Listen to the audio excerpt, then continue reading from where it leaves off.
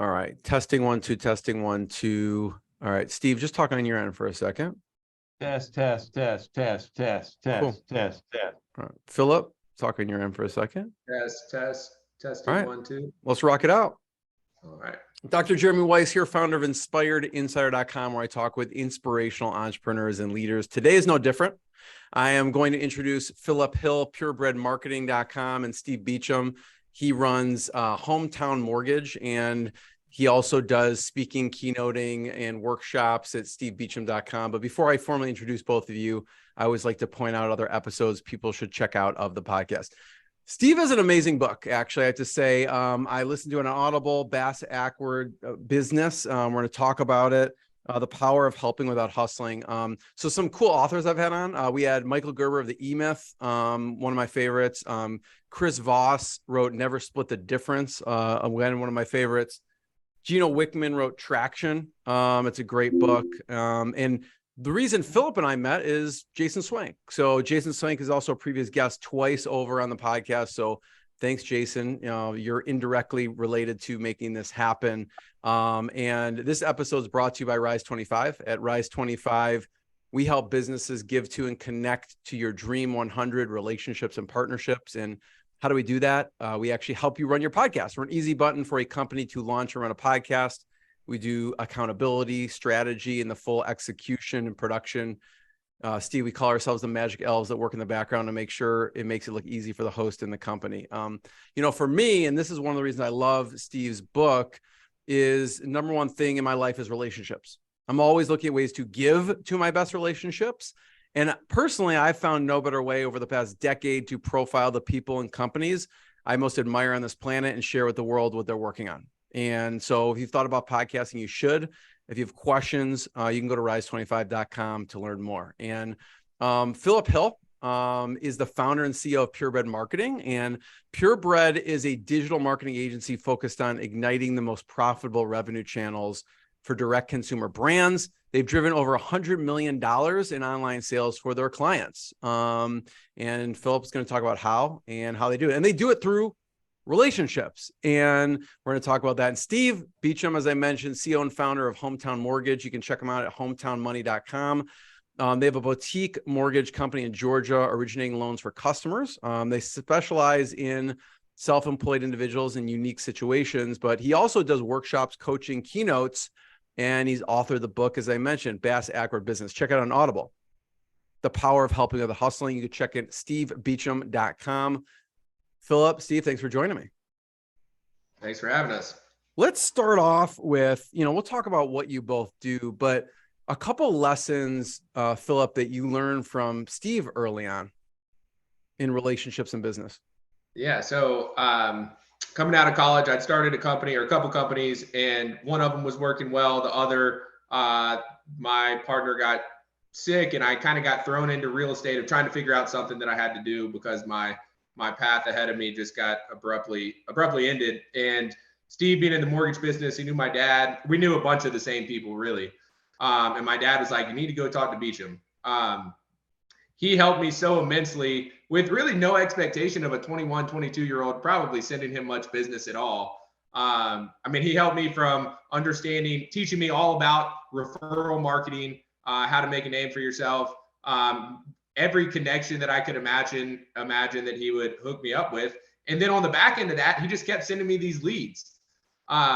He never asked for one thing in return, but I have sent him so much business over the years with no expectation and just like a wonderful working relationship that I am proof of exactly what his book is, which is, Jeremy, how we even came, to the topic of talking about, Steve, of you saying that, what you just laid out of really helping others and building relationships there. And that's what Steve's entire career has been around and what he teaches other people about. Steve, talk about when you hear Philip say referral marketing, what are your thoughts on when you have someone coming to you and they're asking, you get lots of referrals. What are your thoughts on referral marketing?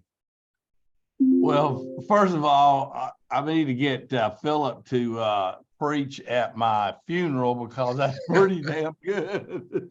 Thank you, brother. I love you. I got you. But I think referral marketing is people don't, everybody wants a referral, but I've said, how do I put myself in a position where somebody calls me and says, hey, Steve, I want to do a loan with you, or I want to buy what you're selling because Philip told me you were the guy, and what do I need to do, and what does it cost me? I said, how do I get to that spot where I don't have to go looking for people? They're looking for me.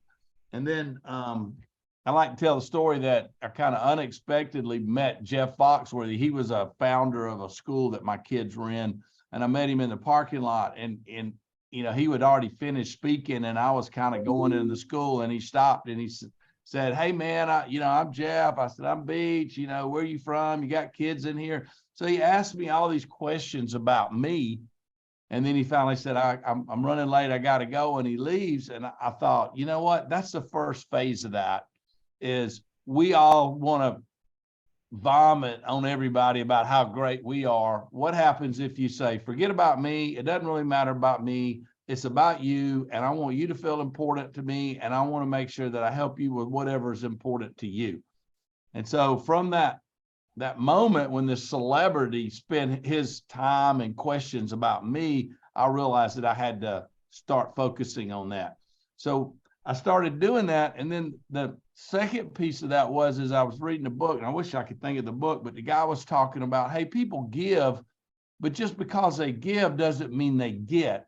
And the analogy that I use is, hey, if I'm supposed to set up the chairs for the school play, and all of a sudden I don't have enough time, or I don't have, my back's hurting, who can I call to come help me? Well, let's say I call Philip. I say, Philip, come help me, because I'm thinking, well, Philip's in the real estate business. He's not like at a job. He can leave right now. And Philip comes and helps me. And then afterwards, Philip goes, well, I went over there and helped Beach, but he's never sent me anything, any real estate deals or whatever.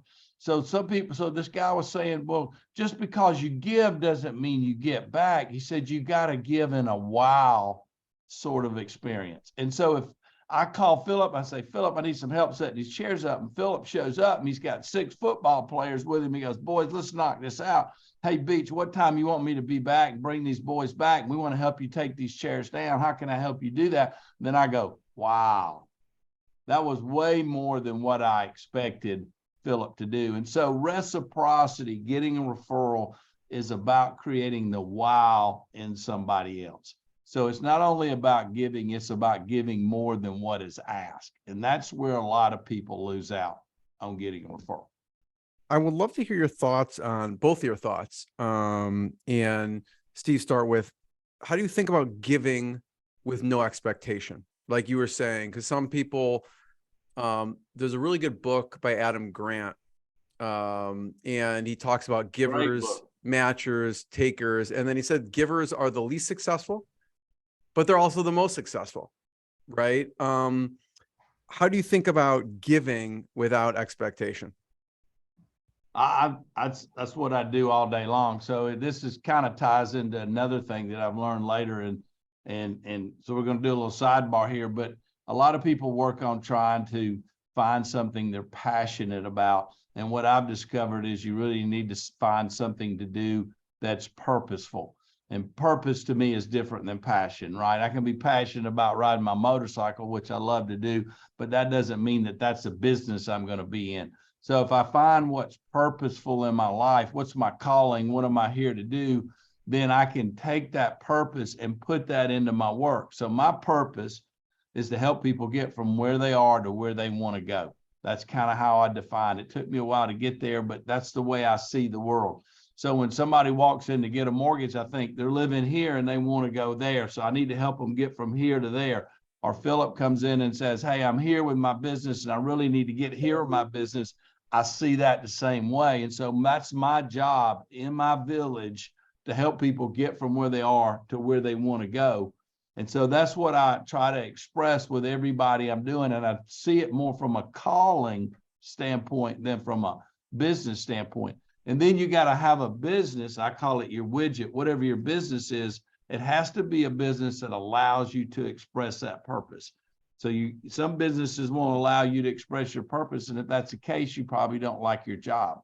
So if you find some way to express your purpose in your business, then you just go about doing that every day. And then you go home at night and you sleep like a baby, and you did what you were supposed to do that day. And then if you give to enough people, then some of those people are going to give back. They're going to reciprocate. I do want to mention too, if you don't know who Jeff Foxworthy is, check him out. He's hilarious. He was a member of the Blue Collar comedy tour, and he's got a bunch of funny things that he released. You might be a redneck if, and he's got some Netflix specials, but he's a hilarious comedian. Philip, what about you? When you think of giving without expectation? Yeah, so I would say the number one value that my parents instilled in my brother and I is exactly this. My parents were both ministers, both in ministry for the less fortunate. My dad's basically dedicated his entire life to the less fortunate and teaching us, that's what we did all growing up, from in our communities to all over the world. And so that's just like ingrained in me. I will tell you something I've had some trouble with is my business has grown substantially and have a larger team and just a lot more responsibilities, and my time is so constrained that it's been somewhat of a battle for me. I want to help everybody, and I have always helped everybody. And so much of like executive coaching and training and things like that is how you protect your time, which has been a fairly big struggle of overcommitting to things that I don't really have time for, of just helping people. That being said, I think you have to pick and choose who you help, how you help, and that there are ways for the life that you're in currently, that you have to find purpose and meaning in ways to help people. But it's just not realistic to just be a giver all the time without something on the back end. So I think that it's something that we all have to do. We have to give to others with no expectation of return. But there's a point that you have to be cognizant of yourself and your family and your priorities, which I think I'm trying to navigate every day. But on the, our business was created on, we had other businesses that had grown really big social media followings and big kind of online presence. And so people were just reaching out to me saying, how are you doing this? How are you growing your business? And so I started helping them, and all of their businesses started growing. And then their friends and family were going to them saying, what in the world are you doing? I see that you're blowing up online. How are you doing this? They're like, you need to go talk to this guy. And once it got to that point, I was like, I'm probably working 20 hours a week just helping people for free. Like, I can't do this for your friends and family. So at that point, like, ended up building out the agency model. And that's literally how our business evolved and got started. I'm just completely an accidental agency owner. You mentioned your parents were in ministry. When you were growing up, what did you want to do? I went to college. I bounced around a few different majors, and I went and sat down with the dean, and I was like, I don't think that I'm cut out for any of this. I've always just kind of had an entrepreneurial spirit. Can I create my own major that is entrepreneurship?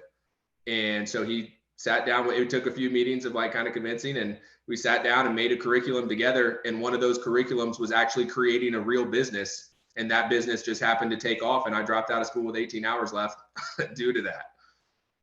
So I think my path was cut out for exactly where I've been. Talk about what you do for a second at Purebred Marketing, and then Steve, we'll get to you have an interesting story on how you started into the mortgage business. So Purebred Marketing, how do you explain to people what you do? Yeah, so from a high level, we focus on the most profitable revenue channels for direct-to-consumer brands. Those are SEO, email and SMS, and then we build affiliate programs for brands. We will get into building affiliate programs because you're building an army of people to promote other people's products, which is, I think, one of the best ways. It's endorsement, right? Direct endorsement. But we'll get to that in a second. Steve, talk about how did you get into the mortgage business, and what did you want? What did you want to do when you were growing up? I've always wanted to be a race car driver, and I still struggle with that. That's always been at first it was a motocross racer, and then as I got driving, I wanted to be a race car driver. So I'm a big race car junkie. But anyway, yeah, I'd been in a couple of different entrepreneurial businesses like Philip. I didn't finish school, and And so I was in this one business just gotten married, buying my first house, went to see the guy, the friend of mine said, go see my brother. And I went down, he said, man, you need to come to work for us. I'm like, I don't want to wear a coat and tie. It's just not my kind of business, you know? And then the next evening I was at a party and a friend of mine walked up and said, dude, I just got fired from a job. I need a job. And I said, hey, call this mortgage guy. He's hiring, you know, he tried to hire me. And about a month later, my friend called me, he goes, man, I made like $10,000 this month. Hell, I wasn't making but about $3,000 a month. I'm like, really? And the next month, man, I made like $20,000 last month. And so for the first time in my life, I said, shoot, man, I got a wife. I'm going to take a job based on money. And I got into the business, and then they were in the middle of a refinance at that time back in the early 90s. And as soon as I got in, the rates went up, it all dried up. And I went 6 months and didn't do a deal. And then my brother bought a house, so I got my first loan, but I stayed with it. I kind of, for some reason, liked the way the business worked. It just fit my personality and my style. And so that's kind of how I did it. I mean, you've been doing this at this point for, I think, over 28 years. Yeah. Long time. And now my son's in the business with me, and he took him a while to decide that that's what he wanted to do. And then he kind of realized that, you know, that what we do fits his personality too. He's a lot like me. And so we've both been very successful at it. It's about, for us, it's a social business. You know, we're very social people. You know, I collect people for a living. That's kind of my thing. And so that's how I do it. Well, I want to get back to this on bringing your son on board, right? And the challenges, the advantages, the disadvantages. You know, someone listening may be like, I'm thinking of my kids taking over my business or joining the business. I'd love to hear your advice and lessons on that. But Philip, let's talk about building an affiliate program for a second. You know, we're talking about relationships here, right? And that's what it is, really what building an affiliate program is. So what are the steps that you take a company through to build their affiliate program? Yeah. So, you know, generally speaking, when they first come in, we have a strategy session. We're understanding their target market. Then we figure out where their target market is. What are the websites, the publications that they frequent? And then there's a lot of strategy that comes down, like, how do we drive higher average order values? How do we increase conversions? What are the right offers that we can create? Things like that to basically make the brand more money, right? But past that, it is leveraging relationships. So we are building new relationships and then continuing to engage those relationships in order for those affiliates to promote our brands. So basically the way it works is we pitch a affiliate, one of our brands, say we have a dog bed brand. We pitch them to promote this dog bed brand. We give them a little unique URL that they use that's unique to that affiliate. And so it tracks those clicks. And then if a sale is made, it matches it back up with that affiliate, pays them a commission. But where the relationships are really helpful is if you're trying to do this from scratch, it's really, really difficult. Or trying to do it yourself, it's really, really difficult. But for instance, in the pet space, we worked with one of the largest national pet retailers in the US. We've worked with dog bed company, dog food company, dog supplement company, dog superfood companies, dog car seat cover companies, like about everything you can think. A cat litter, we've gotten into some stuff outside of dogs.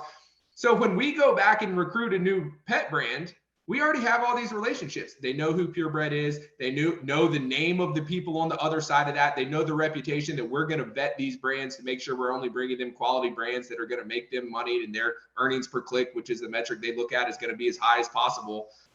It is all leveraging relationships. And so we can recruit. We have tools and processes and systems that we can recruit for just about any consumer good product. But the difference in that first 3 months or so, really overall, but especially in the beginning to ramp up, is so much quicker for brands where we already have a bunch of relationships, because we're just reaching out saying, hey, you know us, you work with us, we have a new great brand for you. They're like, sweet, bring them on. You know, that trust is already built. They know who we are. It's a game changer in that, unlike about anything else in marketing. So if someone is a pet company, they should call you. More than that, but yes, if you're a pet company, you definitely should call us and we can help you out. What other types of companies do you help besides pet companies? So anything that's consumer products, we can build an affiliate program for you. Our SEO work, like everything we do works well for consumer goods, but our main target market, what we go after is pet space, because we just have so many relationships there. Really, we're an agency that evolved out of our own brands. Our brands were pet brands. So that's part of why we have so much expertise there. But then the health and wellness space, which is now spilled over into outdoor, and like we worked with Solo Stove, if you know Solo Stove. So it's kind of spilled over in the outdoor, and then like sporting goods. Health and wellness encompasses a ton of things. That pet space and health and wellness is great because most pet owners are more likely to be, or dog owners specifically, are more likely to be active, and so it's kind of spilled over there. Did it start just because, I mean, I'm looking at your about page here. I don't know if you still have these 3 dogs or not, but did it come just from you start working at these companies because of your love for pets? Yeah, more or less. So yeah, those were all my dogs. Gin and Juice are on the outside. They're right here behind me. Those are my first 2, and then Hef is over here laying with me right now. But yeah, I got Juice, fell in love with him, got Gin, and then realized that like everybody that has a dog, other than Beecham, maybe feels a little bit differently about his dog over there that he'll throw in the back of my truck, seeing me cross the street. But people love their pets. They'll spend aimlessly on their pets. And, I always say the kid space, the pet space, weddings and funerals are where people will just spend aimlessly. And so that's, understanding that and understanding consumer behavior around that has really propelled us. Steve, I want to talk about your son for a second. And what are some of the lessons learned by bringing your son on board? Well, it's first of all, you need a good relationship, which I've had with my son Connor, and I think I have with all 3 of my kids. But in his particular case, he saw me go through the ups and downs of the mortgage business. So our business never just goes like this, right? We're kind of tied to the economy. Economy's great. People buying houses. We're making money. If the economy's terrible and interest rates are high like they are now, we really struggle. And so he saw that as a kid. He actually saw us go through 2009 when we lost everything and had to start all over. So he wasn't sure he wanted to get into that. But he ended up going and doing another route where he was doing employee benefits. And then he wasn't real happy in that space. And a couple of people that were mentoring him told him, said, dude, what are you doing, man? You got this great family business and you're just, you got the same skills. Why don't you go take over your dad's business? Eventually, I'm sure he'll let you have it. So he came and talked to me and I said, yeah, you got to earn it, but I'll let you have it. And, or I'll let you buy it from me. And then that'll be kind of my retirement. You'll be kind of helping me. And so he got into business. And so I think the big thing was I had to let him fail in some areas. I had to let him teach me some stuff in some areas. So we both had to be open to new stuff. And we've done that. And as he's grown more confidence, I mean, right now he's doing way better numbers than I am. He's beating my booty all over the place. And he's loving every minute of it, So I think the big thing is that I got to let him do his part and he's got to let me do my part. I got to be open to what he's talking about. He's got to be open to what I'm talking about. And we've done that. And it's worked really well.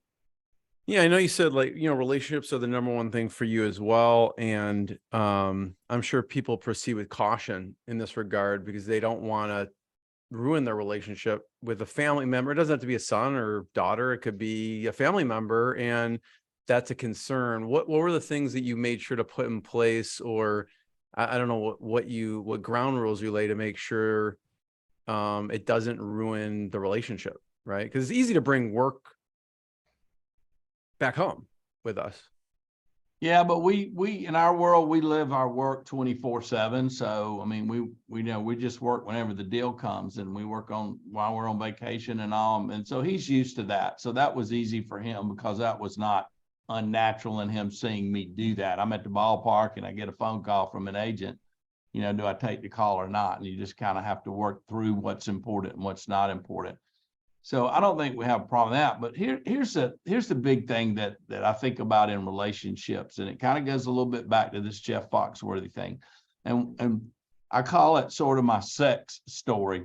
And it's like if if Jeremy, if you and I were single and we're 20 years old, and we're in college and we go into a bar and we look around the room and you look over there and you see a girl and you think she's cute, and you might say to me, hey, Beach, do you know that girl? And I'll say, nah, I don't know her.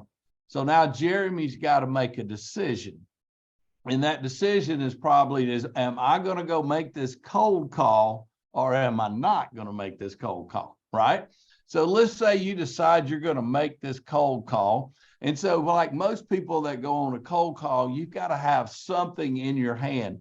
In business, that might be a koozie or a flyer or something like that. But at a bar, it's probably a beer, right? So you go over and you buy a beer. Now you got a beer in your hand and you walk up to this girl and you say, hi, my name's Jeremy. What's your name? And she says, my name's Sally. And then you say, well, I'm Jeremy and I got a waterbed and I live in a high-rise condo and my daddy's a doctor and my mama's an attorney and I drive a Ferrari and my grandparents are filthy rich and they got a place in Nantucket and blah, blah, blah.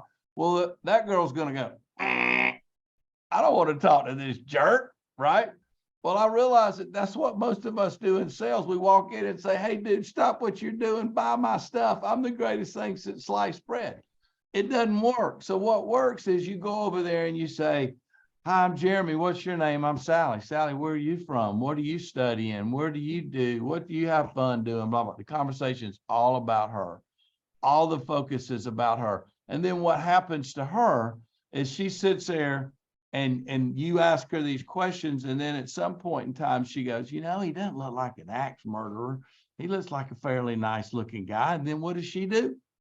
She asks you the same questions back. She goes, Jeremy, now where are you from? What do you do? Then you can tell her about your Ferrari and your rich grandparents. But that's the way conversations go. So what I spend my whole time doing is anybody I run into, all I think about is how can I be Santa Claus for that person?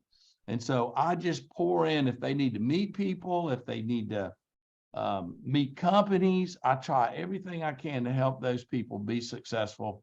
And then, like I said, some of those people reciprocate. But because I'm all in, it creates wows in people, and then they want to reciprocate.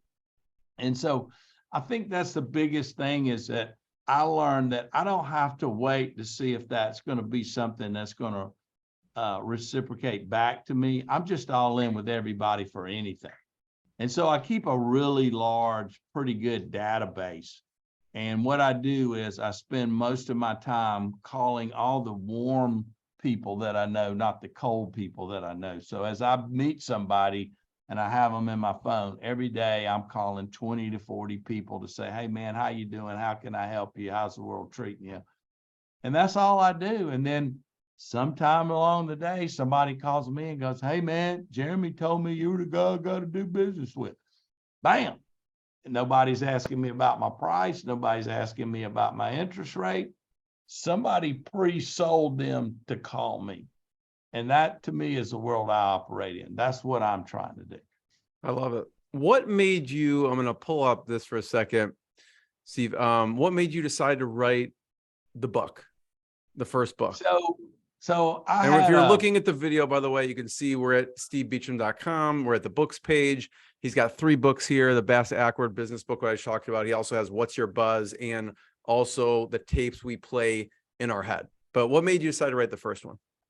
So I had a mortgage brokerage firm. I probably had about 10 employees, and there was a law rule change in the industry. And what happened was a lot of the mortgage loan officers that were at banks were starting to feel like that wasn't going to be viable for them, that they weren't going to be able to stay there and make the money that they had been making. So all of a sudden one day, this guy calls me, he goes, there's like 8 of us want to leave the bank. Can we come to work for you? I said, sure. And then I'm scrambling. And then about a week later, a guy calls me, hey, there's 6 of us that want to leave the bank. So next thing I knew, I went from 10 to about 35 employees in about 2 weeks. And I'm going, oh my gosh, now what am I going to do? I got to have sales meetings. I got to do, corporate kind of junk. Whereas before I was just really entrepreneurial. So I started writing down the concepts that I was using to build a referral-based business, because a lot of these folks were coming from businesses where the customer kind of came to them. That's why they were at a bank. and I needed to teach them that. And so as I was writing that down, I was basically what we'd call now creating sort of a white page and sort of an outline of how I was going to conduct these sales meetings. And I was, at the time, I was president of the Mortgage Brokers Association. We were having a convention like in Jamaica or somewhere, and I'm on the plane with these two other guys that own brokerages like me. And I said, hey, y'all look at this stuff. Tell me what you think. And they're all going, man, we never thought about this stuff. It's really cool. You ought to write a book. Well, then about 2009 happens and the world crashes, and I had a lot of extra time. So I started writing that book, and that book saved me because once I wrote that book, I started contacting people about doing some speaking and stuff. And that launched me into my speaking career. And those speaking fees were what saved me in 2009, 10, and 11, when we lost 90% of the people that were doing what I was doing, got out of the business and closed up. So I was able to keep my mortgage company open and generate income from speaking to save me and my family. Steve, I'm looking at right now the tapes we play in our head, right? Yeah. At that point, I mean, you say it in passing, but like if we go back to that time, that's a painful thing to go through.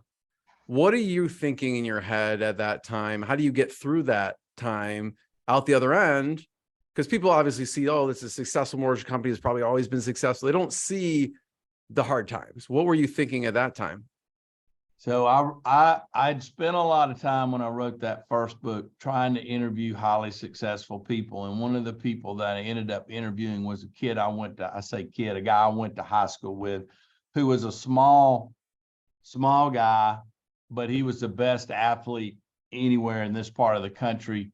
Because he was small, he ended up in baseball, but he was the best basketball, football, and baseball player. He ended up playing in the American League for like 20 something years, went to 2 World Series. His name was Tony Phillips, played second base for the Oakland A's and Detroit Tigers.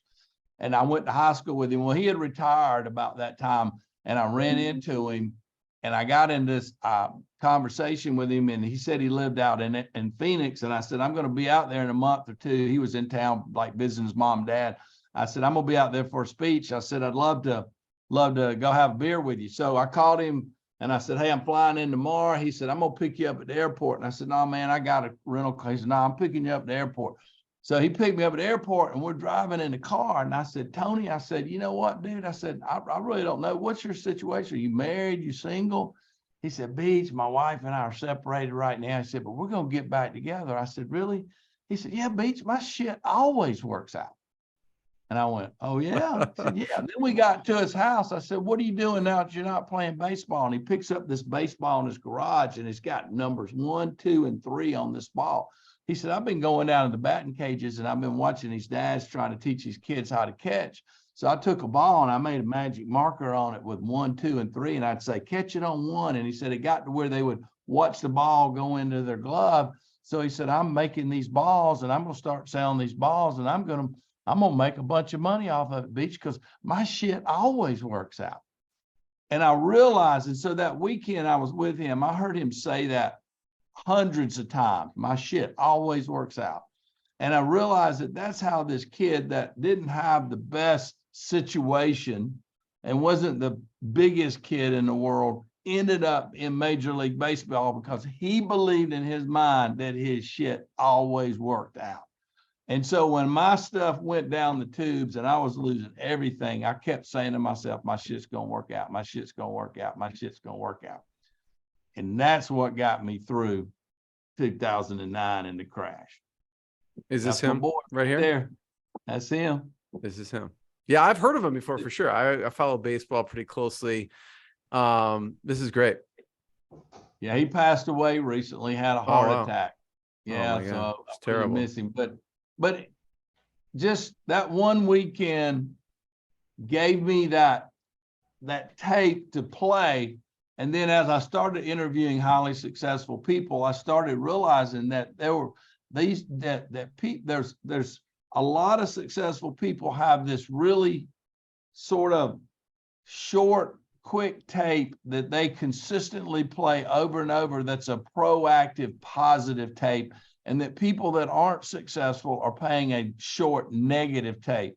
like my mama said, I ain't gonna work out to be anything. You know, my daddy said I'll never be rich, and they're playing that tape, and so they're not getting anywhere. And then you got somebody on the total opposite end of the spectrum playing this tape that my stuff always works out, or I'm the luckiest guy in the world, that, or everybody wants to do business with me, or whatever it is. And so that's what inspired me to write that book.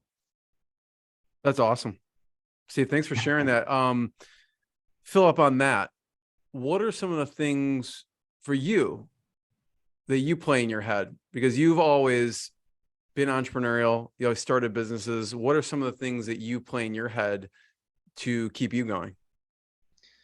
You know, I really don't focus a ton on mindset. Not that I don't think it's important, but I think I've just naturally kind of had a growth mindset. Like, I'm never satisfied. I want more. I'm pretty confident in what I do, but always eager to learn and grow. Having a number of employees over the years now that I see the complete opposite of that, it just instills in me, one, a little more confidence in the mindset that I have, but two, the realization that mindset is really important, because a lot of these people are really smart, really capable, and then they just won't think for themselves, or they're not resourceful, they won't figure things out. And there's like the coaching that, you know, week over week is, you are enough, you're good enough, you're just as capable as these people you're trying to put this on. Like, you have to break this mindset of yours. And so I think that's probably one of the biggest things that holds people back. A lot of these people that you meet that are ultra successful, they're not any smarter or any more capable than people that they're making literally 1,000 times more than. And it's just this broken mindset of being just a fixed mindset. That's what it would be called, of just being stuck where you are. And if you have that mindset and you're stuck in your ways, you're probably going to be there for a long time to come. I'd love to hear both of your favorite books or resources. It could be an audiobook, it could be a podcast, it could be a book. What are some of your favorite resources that you've learned from throughout the years that you'd recommend? Well, I think I've got a bunch of them, but I think one of the first books that really helped me in my marketing stuff was Purple Cow by Seth Godin. And then, you know, then after that, Blue Ocean Strategy, which both of those are about how do you create stuff and products that kind of put you in the different from anybody else. And then I read a book, and I don't know where I read this book, and I can't find this book. And if y'all find it, y'all please tell me, because I talk about it all the time. But this guy was writing about I guess HR employee stuff. And he said, you know, have you ever noticed you never see a professional coach or player complain about getting fired or demoted? And he said, the reason why you don't is it's clear to everybody that's participating what the rules of the game are. You know, if you run out of bounds, the play stops. You know that if you're the offensive coordinator and you're not scoring enough points, you're not going to be the offensive coordinator long. If you're the coach and the owner says, I want to get to the playoff by year 2, and you don't, and he tells you you're gone, you knew that was the deal going in. And he said, we don't do that with our people. We don't spend time sitting down with somebody and being very, very clear about, this is how you fail, this is how you succeed, this is how you keep your job, this is how you get a bonus, this is how you earn less. If we did that, we would have a lot less problem, and people would quit before you had to fire them. And that, I wish I could find that book, but man, that's been a game changer for me. And then another one I just read was something about enough. And God, what was it? Oh, another one is Who, Not How. Have y'all read that one? Who, Not How? Yeah. That was really good for me, because I look at something, I go, man, I want to do that, but I don't know how I'm going to do that. I don't know how I'm come up with the money. I don't know how I'm going to take the time to do that. And that book was about, don't figure out how, just figure out who you know can help you figure it out, or who can bring the money to the table, or who has the expertise. And that's been the big thing that I've been working on lately, is helping me expand in some areas that I want to go. And I've been trying to find the who's and not the hows. Yeah, I think that one's with Benjamin Hardy and Dan Sullivan, Who, Not How. Yeah. Yeah. Love it. Phil, I thought you were going to say, Steve, Dale Carnegie, How to Win Friends and Influence People. Well, actually, they wrote a second book on that, How to Influence People in the Digital Age. And I'm actually quoted in that book, like page 14. So if y'all got nothing else to do. But the guy that wrote that book actually wrote my Bass-Ackwards Business book and put some of that theory in that book. And but that and Napoleon Hill's book, Think and Grow Rich. I mean, those, I don't usually bring those up because a lot of people are kind of owned to that. But I mean, those are like 101. You got to start there. You got to start there. Totally. Philip, what about you? What are some of your favorite books, resources? Yeah, so I read a lot of books. It's funny, like growing up, I sparknotes.com my way through every book report and test on a book, probably from middle school, high school, college on.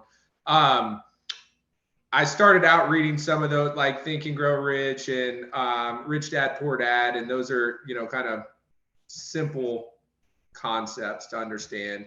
Now I read like pretty much only very actionable books. Like you mentioned, Gino Wickman has been on the podcast. Like I have Traction sitting right next to me, like implementing EOS. I just got done reading Dan Martell's book, Buy Back Your Time, after workshop that we did with him a couple months ago. And it's about the best book I've seen for any entrepreneur or executive of like actionable steps and resources to help make, better decisions. And I'm really high. I just finished that book today. I'm really, really high on that book right now. And learned so much. I've already used some as I was reading the book. Like I'm putting all of the stuff to use. I would recommend that book right now, probably as much as any. Maybe it's because it's what I'm just coming off of and reading. And the next book I'll start tomorrow is Rocket Fuel, which is another, EOS book. Have y'all read that ClickFunnels book? The guy that did ClickFunnels. I read a bunch of his stuff. What do y'all think about that?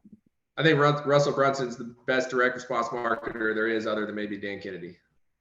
A lot of his books are very actionable. Some of them are like ClickFunnels is a huge company, right? And so I've ended up paying for like workshops for them there was one that you had 30 days to do just to make sure you actually did it.